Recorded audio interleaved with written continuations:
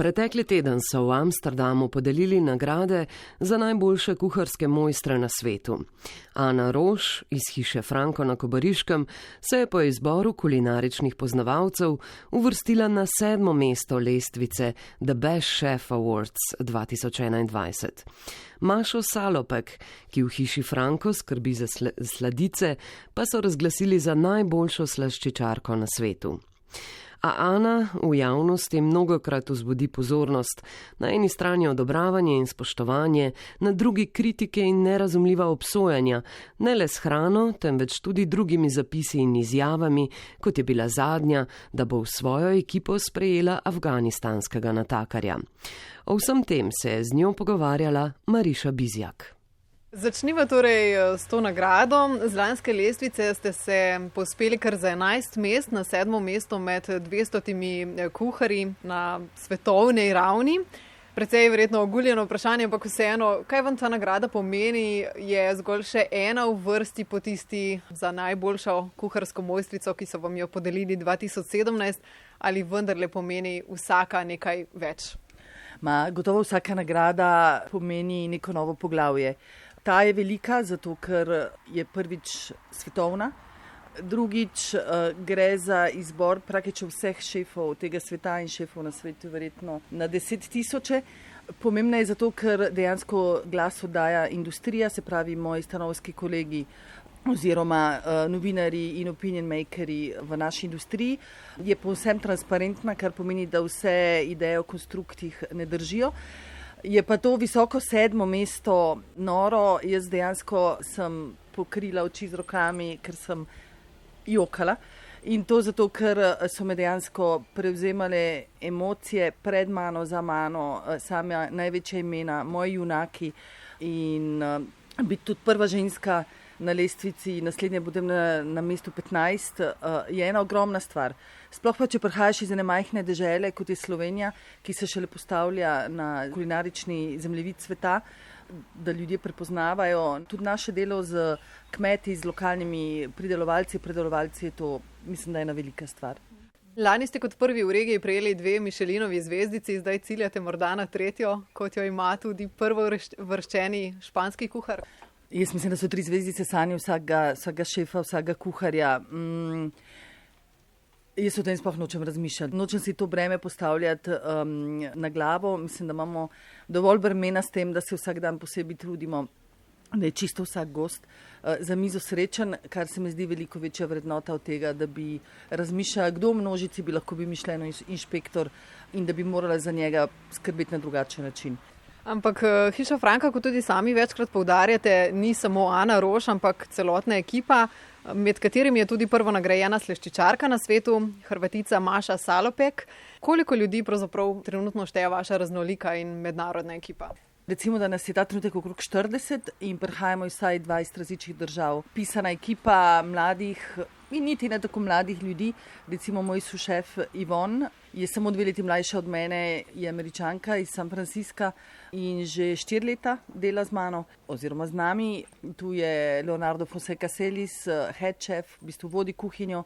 Kolumbic, samo z 31 leti, ena največjih oseb v naši industriji, zelo cenjen tudi med največjimi imeni na svetu. In potem so fanti iz Južne Afrike, iz Tajske, Indije, Čile, cela Evropa. V bistvu jaz vedno pravim, da so moji otroci lahko samo srečni, da rastejo v tako multikulturnem okolju, kjer je glavni jezik angleščina in kjer je vsak dan na drugačen način razburljiv, ker potem premešaš vse nas še s 40 gosti na vsak servis, torej okrog 80 na dan, ki spet prihajajo iz najrazličnejših koncev sveta in potem greš včasih v Kobarit na kafe, na plac in se ti zdi kar čudno, da dejansko vidiš okrog sebe obraze iz otroštva in iz vsakdanjega življenja, ker se mi zdi, smo kar neke vrste komuna zase v tem kotičku doline Soče. Kdaj v vaše vrste prihaja tudi afganistanski natakar Hamid, ki ste ga sprejeli pod svojo streho? V bistvu fant še čaka papirje. Jaz menim, da bo trajalo še mogoče teden dni, lahko več, lahko manj, ne vem, ker to ureja Ministrstvo za zunanje zadeve. Tako kot rada rečem sama, v bistvu vedno je prostor še za nekoga in mislim, če je tu lahko nekdo iz Indije, nekdo iz Južne Afrike ali iz Kolumbije, je tu lahko tudi nekdo iz Afganistana.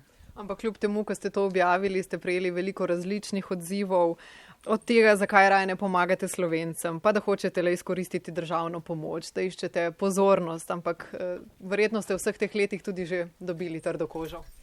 V bistvu komentarjev poskušam ne brati, če jih berem, seveda bolijo, se pravi namen dosežen, ampak jaz mislim, da je tisti človeški del vse te zgodbe veliko bolj pomemben in mislim, da je kar veliko ljudi slišalo in razumelo, da bi mogoče vsak od nas s kakšnim dobrim dejanjem lahko pripomogel k temu, da je svet boljši in lepši.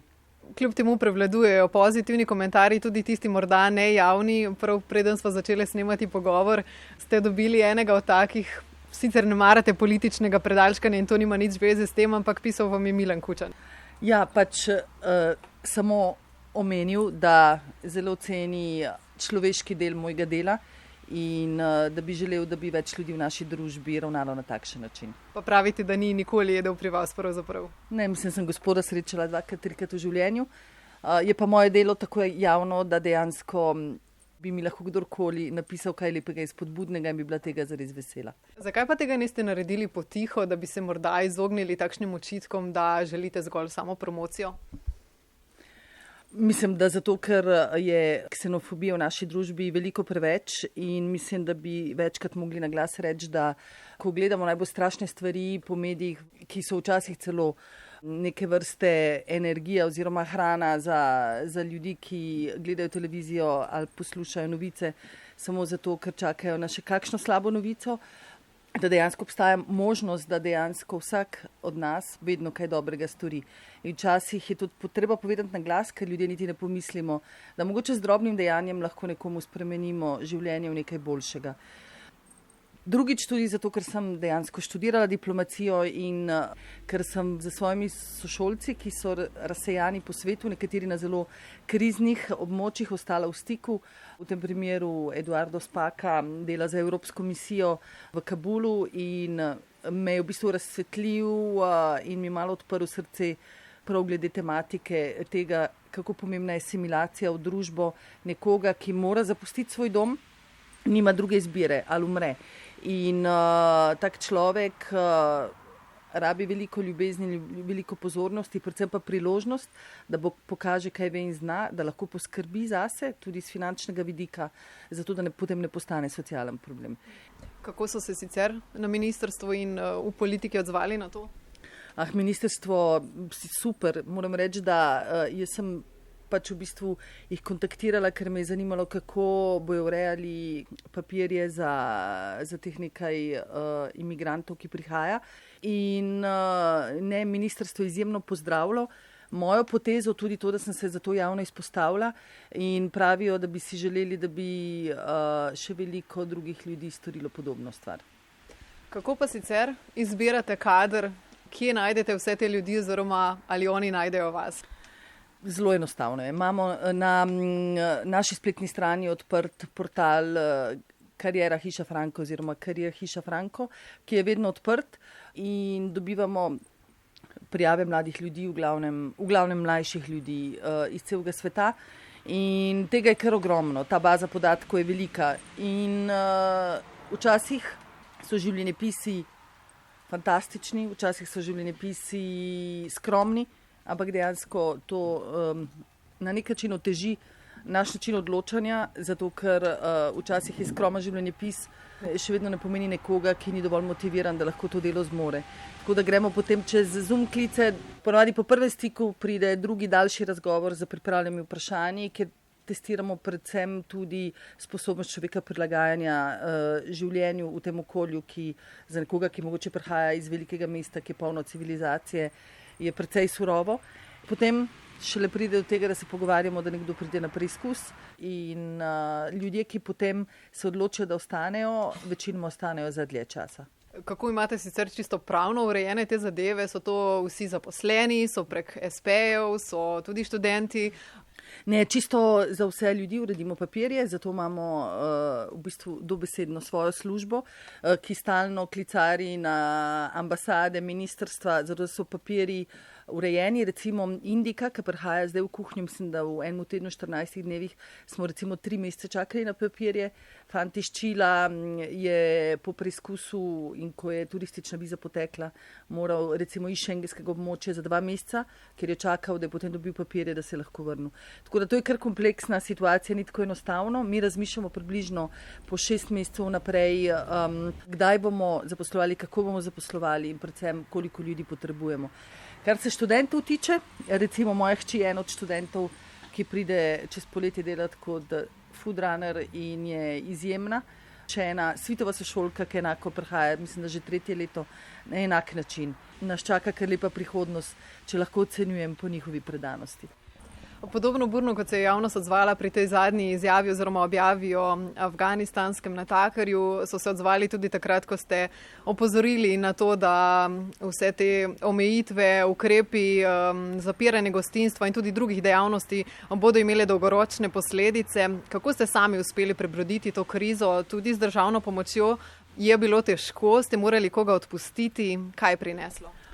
Hiša Franko je v obdobju med, mislim, da je bil še 13. marcem 2020 in 28. majem 2021 delovala vsega niti polnih 18 tednov, kar pustimo finančno zgodbo, ki je vredna cele oddaje, ampak bolj pomemben je ta človeški aspekt, za katerega turizem ta trenutek plačuje visoko ceno. Gre namreč za motivacijo kadra. V bistvu zelo težko, tudi če dobiš nekaj državne pomoči, živiš praktično 19 mesecev brez dela. Ogromno kadra v turizmu se je presmerilo v druge dejavnosti. Govorim, bom rekla, kar o svetovni sliki in posledično ogromno restauracij ni ponovno odprlo svojih vrat. Niso bile samo težave z najemninami in mogoče premajhno državno pomočjo, ampak dejansko problem je nastal, da smo izgubili naše roke, naše osebje. V Hiši Franko smo pač reagirali. Se je zgodil projekt, ki se ne bi nikoli zgodil, če se lockdown ne bi zgodil. Takoj, že v prvem lockdownu, so se začeli na nas obračati kmetje, predelovalci, ki so praktično ostajali brez dela. In tako je nastal ta projekt Ane Roš s Tušem in slovenskimi kmeti, ki je postal praktično velika uspešnica. Ta trenutek je na tržišču, mislim, da okrog 60 izdelkov in mislim, da je bilo v tem prvem obdobju prodanih že več kot 400 000 izdelkov.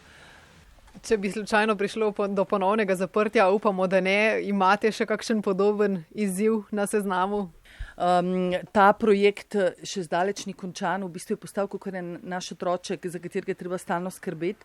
Tako da ta trenutek smo se lotili projekta ostanka paradižnika, drugoklasnega paradižnika, ki se ga praktično zmeče stran, zato ker je prezrel ali je počil na rastlini in slovenskih jogurtov, tako da tukaj imamo še toliko dela, da srčno upam, da sicer v lockdown ne gremo več, zato ker jaz mislim, da psihično nihče več od nas ne bo zdržal tega.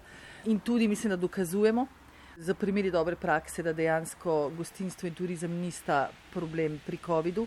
V Hiši Franko med vsemi zaposlenimi, vsemi gosti, ki so šli skozi, smo imeli en sam primer in še ta je bil infiltriran od zunaj.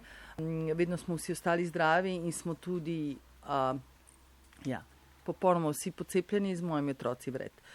Menim, da se bomo na COVID mogli privaditi, se naučiti z njim živeti. Mislim pa, da je tudi na nek način odprl tisti del človeškega razmišljanja, ki je včasih bil pozabljen in to je skrb za sočloveka. Kljub vsem tem težavam, ki jih je COVID prinesel, pa pravzaprav letos beležite rekordne številke. Kako ste zadovoljni sezono? V veliko intervjujih so me ljudje spraševali, kaj bo, ko bomo ponovno odprli. In ne vem, na usta so mi polagali besede in morali se vse spremeniti in ljudje ne bodo več hoteli hoditi ven in gastronomija bo morala popolnoma preoblikovati svoj način razmišljanja. In jaz sem vedno vprašala, ampak zakaj? Ljudje smo socialna bitja, imamo željo po druženju, imamo željo po nečem dobrem, po dobrem kozarcu vina, po dobrem obedu, po čudovitih trenutkih. In vse to nam je manjkalo in dejansko se je pokazalo, da čim je bilo transparentno prehajanje meja v celi Evropski uniji, In predvsem iz strani dežel, kjer je precepljenost visoka, so ljudje začeli ponovno življati to panogo, ki se reče turizem. In dolina Soče je dejansko od junija naprej bila dejansko polna, težko si našel prosto sobo, prosto mizo, predvsem s prihodom Američanom. Ta trenutek mislim, da imamo okrog 25-30% Američanov že za mizo v hiši Franko, je napoved za prihodnost dobra. Res je hiša Franko tudi na svetovni zemljevid pripeljala dolino Soče, Kobarid. Kje vidite turizem v dolini Soče v prihodnosti? Kaj si želite, v katero smer moramo iti? Tukaj imamo nekaj biserov, ki morda čakajo na nek preporod, razvoj, tudi Kanin, o katerem poslušamo že vsa ta leta, pa zdaj tudi Sotočje, potem ko je tolminska občina kupila to stavbo in ima neke načrte z njim. Kaj si želite, da bi se tam zgodilo? Jaz bi se želela, da bi dolina Soče ostala tako zelena, kot je, in menim, da to ni prostor za masovni turizem. Te infarktne situacije, poletne včasih ob Nadiži, ob Soči, pripeljajo do točke, da domačini v bistvu sploh do rek ne gremo več. Na cestah zastoji, menim, da je čas, da naredimo eno veliko refleksijo, kaj takšna lepa, zelena, majhna dolina lahko prenese.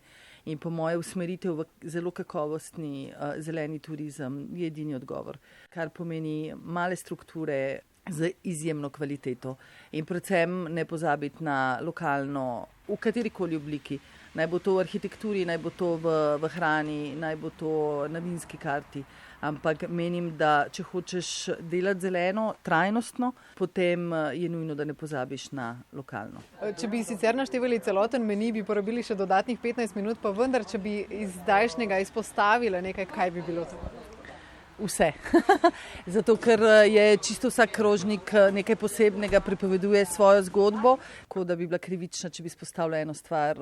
Ne med sladico, ne med slanimi jedmi. Sladice so v bistvu bolj slane od večine drugih jedi, tako da naj bo temu tako. Koliko hodov je na celotnem meniju, recimo katere sestavine prevladujejo? Na meniju je 23 hodov, sestavine so 100% mikrolokalne, kar pomeni, da ne govorim, ni niti morske ribe in morskih sadežev. V bistvu smo to post-lockdown obdobje porabili za to, da smo dejansko pilili tehnike z delom na 100% lokalnih sestavinah. V bistvu novost v hiši Franko je tudi kmetija na 900 metrih v Srednjem, na vas na Kolovra, tu nekje med Livkom in Goriškimi brdi, kjer dva mlada človeka skrbita za praktično 12 hektarov. Vse, kar je zeleno na meniju hiše Franko, prihaja od tam. Tako da mislim, da je meni bolj zelen kot kadarkoli. Zelo malo je živalskih beljakovin, ampak se jim nismo izognili, tako da še vedno nismo ne vegetarijanski, ne veganski, ampak nekako meni je zdrav, zelen, lahek in nekako pripoveduje zgodbo o tem okolju. Od teh živalskih beljakovin znani ste bili po možganih, po drobovini, po vseh tistih stvareh, ki jih ponovadi zavržemo. Je tudi tokrat tako? Seveda je, tu je kostni mozek, je jezik, potem je en najbolj lušnih krožnikov, je glavna jed, ki se imenuje Kje je meso, ker mesa dejansko ni. In naredimo praktično eno omako kot en ekstrakt iz vseh obreznin mesa, ki spremljajo meni, od jagnjetine do prašička, do dojka, do divjačine, in 3 dni kuhanja v eno omako, ki je dejansko ekstrakt, in glavna sestavina je torej omaka iz obreznin in kos pečene čebule, ki je dejansko kraljica omak. Vse skupaj servirano na injeri, ki je ena replika oziroma ena interpretacija etiopskega kruha tisočerih lukenj, narejeni iz 100% slovenske pražene ječmenove moke in ječmenovega sladu. Poleg tega je meni zelo, zelo osredotočen tudi na čebelarstvo.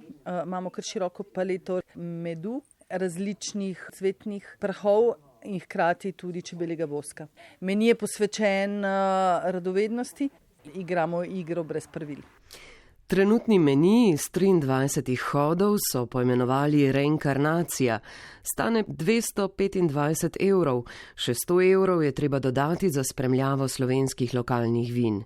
Za celotno doživetje si je treba vzeti kakšnih 5 ur. Pomembno vlogo imajo tudi sladice, ki jih ustvarja Hrvatica Maša Salopek.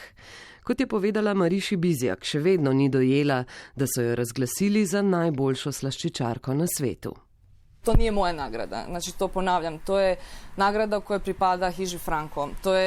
Hiža Franko je moj dom zadnje 3 godine. To ni moja nagrada, to je nagrada, ki pripada Hiši Franko, ki je moj dom zadnja 3 leta. Sem prišla popolnoma zelena, kar je velik dokaz, da če imaš poleg sebe pametne in sposobne ljudi, ki ti predajajo motivacijo in te naučijo profesionalnega dela, v tem lahko uživaš. Ko se tega zaveš, je to pravzaprav nagrada. Kad osvijestiš, to je zapravo nagrada. Ko je mlada Hrvatica, ki je sicer študirala hrvaščino in književnost, pred 3 leti prišla v Hišo Franko, je v 2 tednih preizkusa od stresa dobila več herpesov. Prepričani so bili, da pritiska ne bo zdržala, a je vse presenetila. Svojo najbolj nenavadno sladico je ustvarila pred 2 letoma. Glavna slastica bila je napravljena od svinjetine, takozvani pork brulee, koju smo začinili sa svježe ribanim hrenom. Glavna sladica je bila pripravljena iz svinjine, tako imenovani pork brulee. Začinili smo ga sveže ribanim hrenom, oblikovali v nekakšen majhen kobariški štrukelj s suhimi slivami, orehi, dodali ocvirke in zanimiv reduciran sok oziroma koktejl z jabolčnim sokom in viskijem ter dimljeno ledeno kocko. Zelo provokativna sladica. Veliko ljudi je bilo skeptičnih, a ko so jo poskusili, so bili prijetno presenečeni nad celotno zgodbo. Iz prve ruke kod ljudi, naših gostiju. Ena njenih najljubših je sladica iz mehkih storžev ruševja in kislega mleka. Glavna sladica, ki je trenutno na meniju, pa je sestavljena iz sladoleda iz cvetnega prahu, kostanjevega medu in fižola. Fermentiramo ga 48 sati. Pečemo ga i onda ga zapravo omekšamo reduciranom sirutkom. Fermentiramo ga 48 ur, kar da poseben okus. Nato ga spečemo in zmehčamo z reducirano sirotko, ki da zelo karamelni okus. Lupine ne zavržemo, temveč jo dehidriramo, združimo z belo čokolado in pečemo, da sploh nima okusa po čokoladi. Sladoled ima prekrasen okus po cvetnem prahu. Naredimo hidromet, to je fermentirani med, v katerega vključimo hladen marshmallow in sveže slive. Slišati je zapleteno, a ni.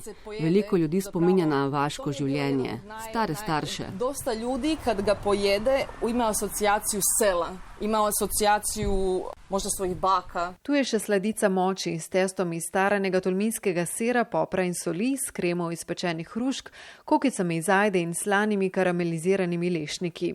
Z menijem namreč želijo doseči, da se ljudje nikoli ne nehajo spraševati. Nastal je v času zaprtja med epidemijo. Vodili smo duboke razgovore, pričali smo o meniju, pretresali smo stvari, pretresali smo zapravo sebe kao profesionalce, ali kao privatne osobe. Imeli smo globoke pogovore o meniju, o sebi in ta rast se odslikava v tem meniju. Mislim, da je to v mojih 4 sezonah najboljši meni. Provokativen in globok, ki pušča veliko vprašanj. Jer je toliko provokativan, toliko je dubok i ostavlja puno pitanja. Del ekipe Hiše Franko je tudi Nataša Đurić, ena najboljših mojstrov peke kruha z drožmi, zato si želijo, da bi še letos v Ljubljani odprli pekarno. A čeprav niso še niti povsem dojeli zadnjih nagrad, bodo v četrtek spet napeto čakali na razglasitev Michelinovih zvezdic.